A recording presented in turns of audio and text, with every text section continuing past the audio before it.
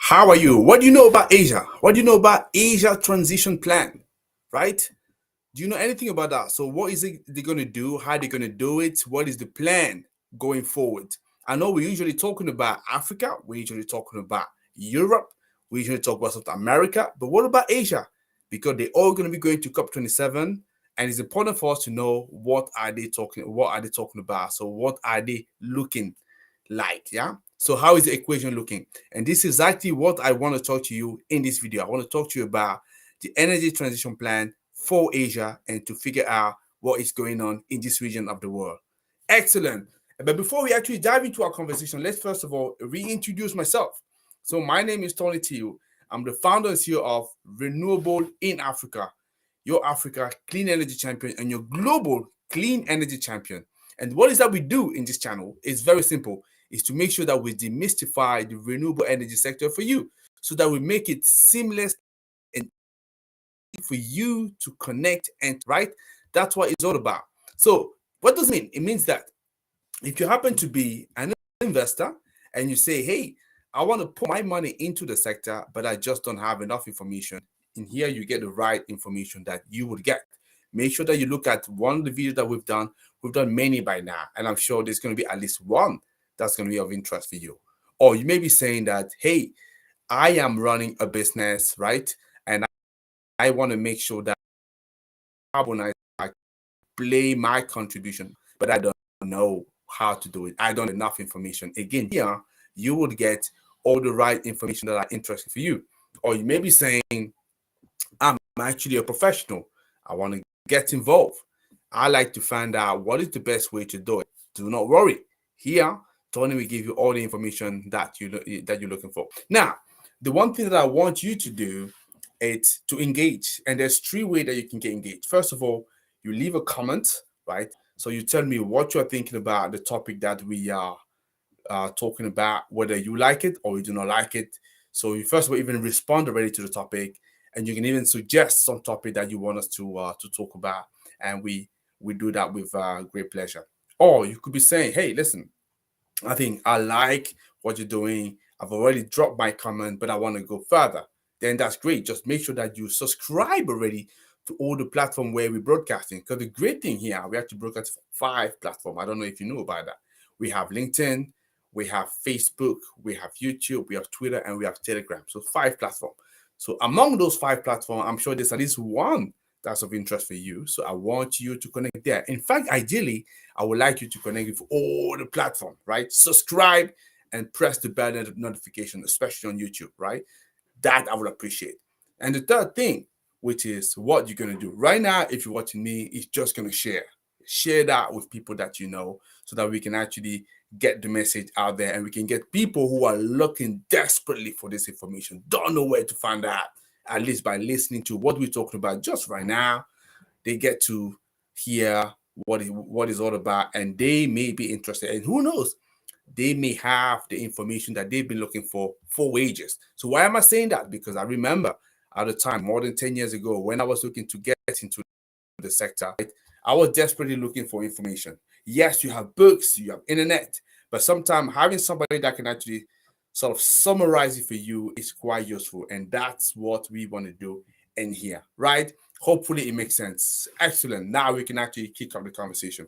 So you may be asking me, so come on, Tony, you've been spending a lot of time talking about Africa, at times Europe. So why do you bother about Asia right now? Let me think. Maybe because I just want to talk about Asia, right? I want to talk about places where all my people are, which are, if I'm thinking about it, everywhere. Everywhere. No jokes aside, I actually do have as well a family in Asia. But that's not the main reason. The main reason is simply that it's impossible to ignore Asia, right? So if you're looking at the population, we're talking about 4.5 billion people. That's about close to 60% of the population of this planet living in Asia.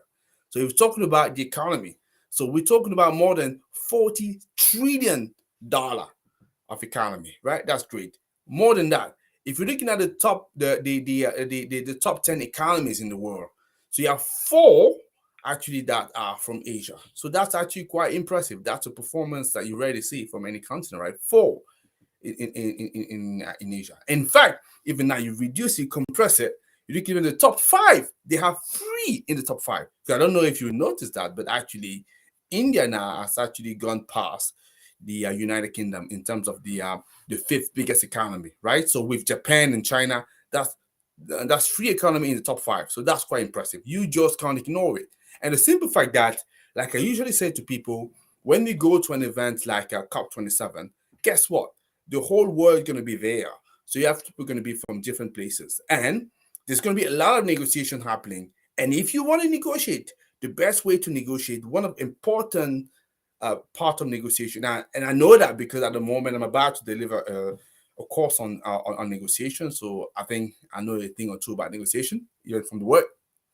You want to find out about what is what is the other party thinking about? What do they have in mind? And for that, you need to look at what is their opening position. What is it going to be most likely so that you can anticipate and you know how to prepare, right? So that means as well that yes, it's important as well for us to understand how Asia is thinking. So what is the equation like for them?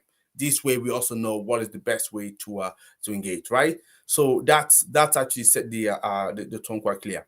Now, coming back into Asia, like I say, so we all are concerned by the let's say the energy transition. I know some people don't like the term energy transition. I don't know whatever term I could use. What should I say? So decarbonization, climate change, whatever. Anyway, so like all the other continent, Asia is also very much concerned. But the equation there for them, it's very specific as well, right? Because there are actually two drivers that we could see, not two drivers, say two main points that we need to look when we think about Asia. Is the fact that, as I say, that's the largest, that's the most populous continent. Like I said, I talked about 4.7 billion people living there, close to 60% of the population, and in fact and that's actually the biggest economy in terms of region, right? 41 trillion. That's huge and just going to accelerate. And as the economy going to be growing, you could see the economy going to be needing a lot of energy as usual. So you now want to talk about, okay, this energy. So how is it driven? This energy, because that's what we're talking about here. If you're talking about energy transition, it's all about how can we decarbonize a lot the current economy where we are, and we have an understanding what it's going to be like in Europe. We see what the picture is going to be like in Africa. Now in Asia, how are they going to decarbonize? So what is the picture looking like here? And this is what I want to talk to you about. And it's actually quite interesting because actually from research that I've been doing, especially there was a report, a piece produced recently by The Economist. Very interesting. I recommend that you look at that. I'm actually going to show a couple of pages here. So Asia is going to be they actually it's going to be the fastest growing economy also in terms of the energy consumption. So you then want to look at what is this energy going to be driven by, right? And guess what? It's going to be king coal. And that's what I want to share with you, a couple of slides here so that you could see with me as well. And yeah, 1 second. About that. Yep, excellent. That's great.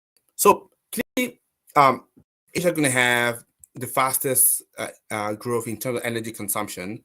And the one thing that we can see very clearly here is this energy is going to be strongly powered by coal. Yes, absolutely coal.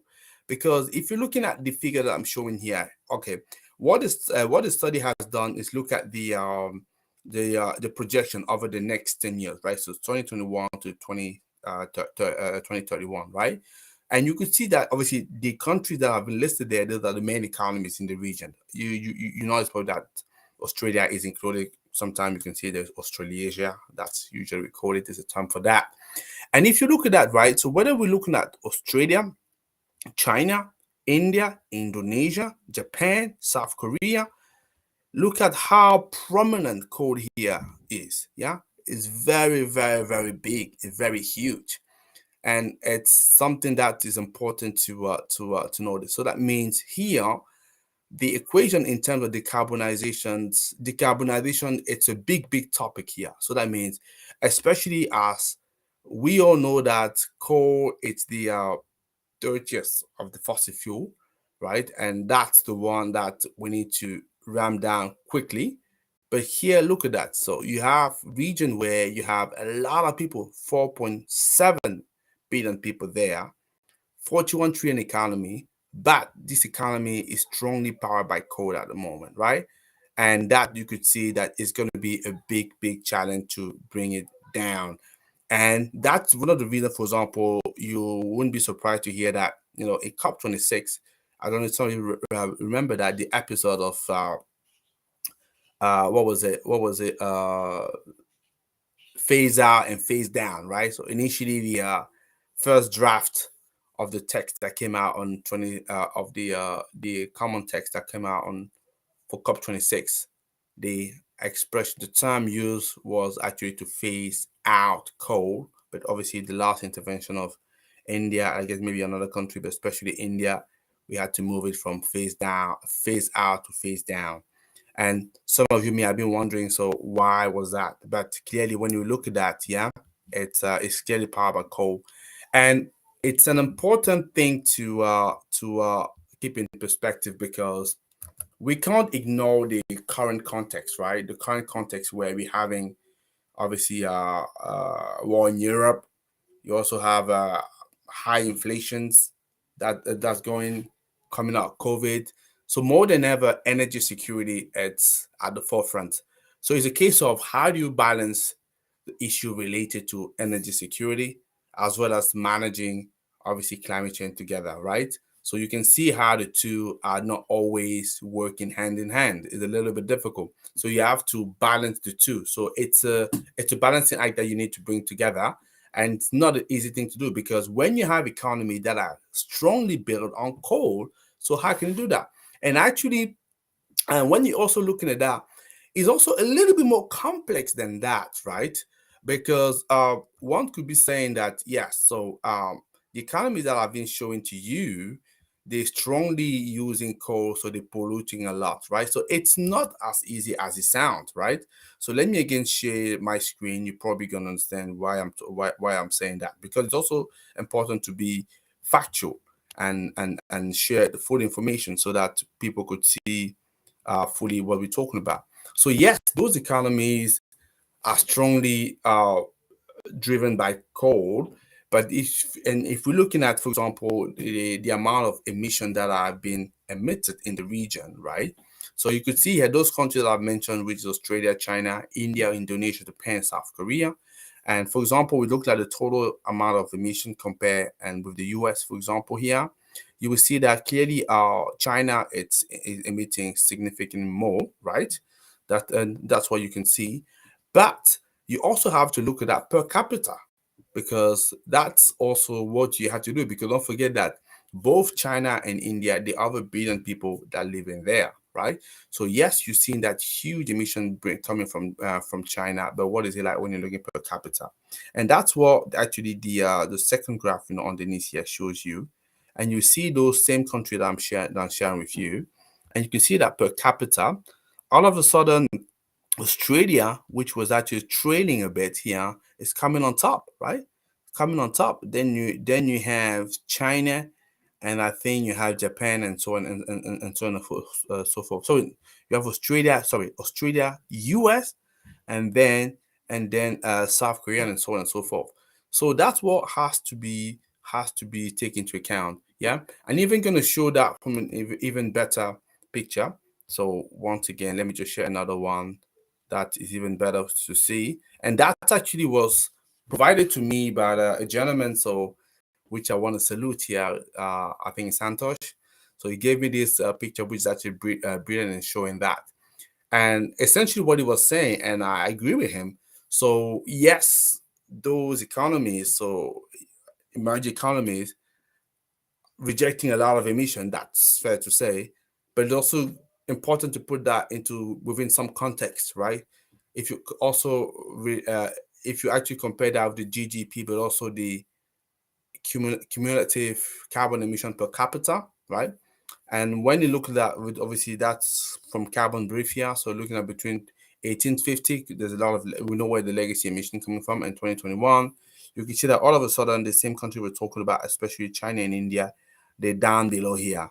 yeah, compared to people like and that's quite interesting even that US is not even in front. It's actually Canada, right? So that's why it's important to have at time data for us to be looking at that. So that means you should be expecting this guy to do a lot more effort. That's what the conversation has been saying. Yeah.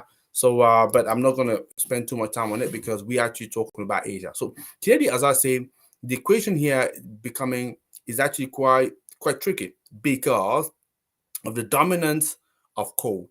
But it doesn't mean per se that renewable doesn't play a big role because actually these regions are doing as well quite well in terms of renewable. In fact, they are the biggest market in terms of renewable, right? So especially if you're looking at a country like China. So what you need to know, for example, in China, if you're looking at the amount of renewable which is non-hydro based, because people sometimes forget that hydro is also renewable, and hydro has been used in countries for long time. But most of the time when we talk about renewables, we tend to refer to renewable, which is solar and wind in particular, right? So in China, for example, the non-hydro renewables actually will rise. If you look at on the 10 year I was talking about, will rise from 15% to 26%, right? So, and that's actually equivalent to about 700 gigawatts. 700 gigawatts. I don't know if you can think about it. That's huge. That's significant, right? For example, in the current African market, if you look at the amount of renewables that has been produced over the last 10 years, yeah, we're talking about what I think probably 15, 20, 20 gigawatt max, no more than that. And here, like I said, obviously in 10 years, they're going to double that. They're gonna more than double that, right? So it's quite significant. And that's for China alone. In India, India is not staying behind, right? So in fact, let me also again come back to my screen. Maybe it's better. I can just share that screen again where I had the projection, and this way you'll see what I'm talking about. So just 1 second, get that ready for you. Yep, that's it. So if I share my window, yep, good. Yep. I was talking about China, right? Saying that there's going to be a big increase in terms of renewables, right? So, and I was saying that India as well would be the same because India will grow from 11% to 21%. So we talk about see the non-hydro, and that's talking about yeah. Uh, I think I don't think you sing very well. So, but let me at least read that to you. So, India will actually grow from 11% to 21%, right? So, and that's 200 gigawatt. That's huge, right? And Japan, you're talking about 15% to 23%, 54 gigawatt. And South Korea, you're talking about roughly 7 to 19%, which is 36 gigawatt. So, in terms of the market for renewables, yeah, it's still very huge, right? It's still very huge. In fact, as I say, so it's the biggest market for renewables in the world. So yes, they're polluting a lot, but they're also increasingly adding some renewables into the market. And the great thing as well is they have clearly the supply chain over there. They also have the manufacturers. We all know that, for example, in terms of solar, 60-70% of the supply chain is based, for example, in China. That can facilitate a number of things. Yeah. So yeah, but there's one element or basically one source that is actually having a revival, clearly a big revival that we're not talking too much about in other continent, but that clearly having a revival in Asia, and that's in nuclear. Yes, nuclear. So let me share with you again that picture, so you will see. Yeah. So when you look at that, so if you look at, for example, China, yeah. Let me just start by Japan. Yeah. Why would I start by Japan? Because we all remember what happened in Fukushima in Japan, and that has had here a big impact on the perception of nuclear, right? So the idea for them, they kind of initially stop over there nuclear power station. But you know that with events I've talked about, energy security, inflation, so they have had to restart, a number of their domestic power plant over there. And also, it's also fair to say that the sentiment of the public, right, over the last few years has evolved again with regard to nuclear. Why nuclear? Because we can't also ignore the fact that it's definitely cheaper, relatively cheaper. Once is we're talking about once it's been built, and obviously the construction cost has been absorbed. So over time, it becomes cheaper.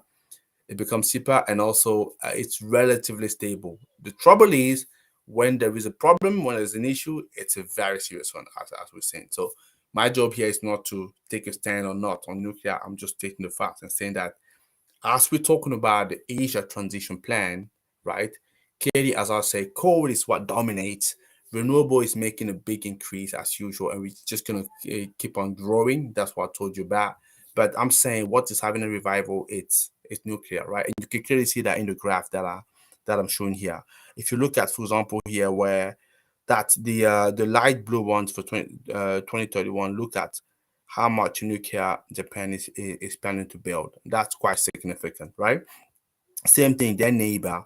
If you look at South Korea, in fact, they never really stopped, but now they have a new conservative government who is looking at boosting nuclear again. So they can see, yes, looking at the projection 2031, it's reducing, but not significantly, right? So yeah, and clearly other countries like China and Indonesia, they definitely looking into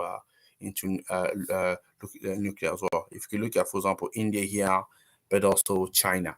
So yeah, so nuclear is clearly having a revival. But the one thing that we know though, any nuclear power station takes time to come online, right? So that means in the immediate term, in the short to medium term, this is not what's going to help the region to decarbonize, right? You know, strongly using coal, right? They have to decarbonize. So clearly there needs to be something else. Renewables going to help that for sure, but not enough to absorb all the coal that they have. So that's why you could see that going forward in the COP27, you could see how there's going to be a very, very challenging conversation, right? You could see last year already how contentious it was, where we had to move from, like I said, phase out to phase down. This year again, now you add into that the current context, current climate, right? Where we're having inflation all-time high in many countries, where you're having the war in Ukraine that's brought up the issue of energy security, right?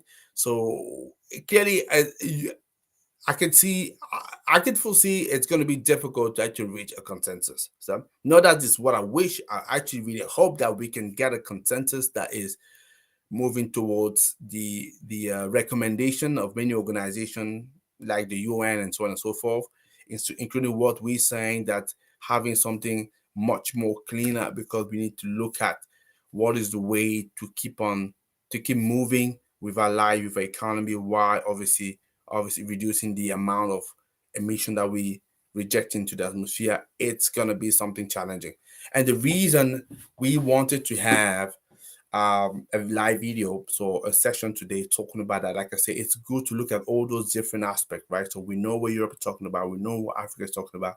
We can't ignore Asia. Asia is a big player, definitely a very big player, right? And you can expect as well that I'm going to be covering as well South America in the coming weeks. I can see that some people have already so, but I like to find out. I don't if you're from Asia and you're from one of the countries that I've covered, I like to pick up your brain and understand what is that you're talking about, right? I know my friend Santosh already share a couple of feedback with me that was quite useful and actually gave me some material that I could actually talk about right now. But what do you think about that if you're from the region, or if you're not from the region, what are you thinking about? Does he just give you some additional information, insight for you to go ahead? Because I know sometimes if you are from Europe, if you are from Africa, so we sometimes get the feeling that the conversation is all about us. Now, there are many other players into the market, right? And what are they thinking? How are they thinking? That's important to understand that, because if we go into COP27 where the world is meeting together, It's important to understand what are other people's position so that you know how to make yours evolve. So this is what I wanted to discuss today. I can see I'm having a couple of remarks here. That's great. So I don't see if you guys, by the way, that's the time. If you have any question, I'll be very happy, delighted to discuss that. So otherwise, we can call it a day. But I can see here. Let me just acknowledge uh, Yahya Idris from Sudan. Hey Yahya, how are you? Great to see you. It's a pleasure. I also want to acknowledge Joseph. So greeting from Mauritius. Hey Joseph, excellent. So I'm happy to see that you guys are connected. So I was wondering, do you guys have any questions that you want to ask? I'd be very happy to discuss that and see what you have to say. But notwithstanding, even if you join later, you pick it up, as a replay, recording. So feel free to send your questions. I'd be more than happy to respond to that. My team always respond, or I respond, absolutely. And if there is any topic that you want us to discuss, do that. And I'm hoping that you've already shared the video. If you haven't done it, it's time to do it. Yeah, Joseph, I'm hoping that I will see that you have shared the video because that would be good, right? And yeah, and I would appreciate that. So let me know what you think. Let me know whether you agree with the brief analysis that I've made here and what does inspire you. And what do you think we will see at COP27? Does it match what my analysis was, or maybe not match what my analysis was? Do you disagree? So that'd be great. Yeah, that'd be great to find out because I'm seeing lots of opinion out there. So we're moving progressively and surely toward COP27. Be good to see what people are thinking. So that's what I had to say for today. So I don't see any other burning questions. So I will anticipate that people are fairly happy with what they've seen. Anyway, they will let me know later if they're not. And that's yeah, what's coming next as usual. So next week on Wednesday, I'll talk to you again, right? So oh, by the way, next week is very interesting. So there is a very interesting event coming up in Uganda, and then I'm just gonna talk about that. I'm gonna have somebody from the Ministry of Energy in Uganda. So we're gonna talk about the great work that they're doing at the moment regarding the renewable energy platform that they set up and also the conference that they're preparing. Yeah, so make sure that you attend to that one. So that'll be 5:30 BST time as usual. On Friday, we have our Renewables and Money, as you know, where we're talking about the business of running a renewable energy business. And on Sunday, again, we're going to catch up. So that's what I had to say for today. As usual, a pleasure and delighted to be catching up. I'm hoping that you've learned something today. I'm hoping that you get a little bit knowledgeable on what Asians are planning to take on and to bring and to take at COP27. And then I'm looking forward to reading from you. I'm looking forward to see you sharing that. Most important, do not forget to tell me what are you thinking about the topic and what is that you're going to be doing with regard to that. That's what I had to say, guys. So as usual, pleasure to meet you, to talk to you, and I'm looking forward to see you next Wednesday, guys. Take care. See you later.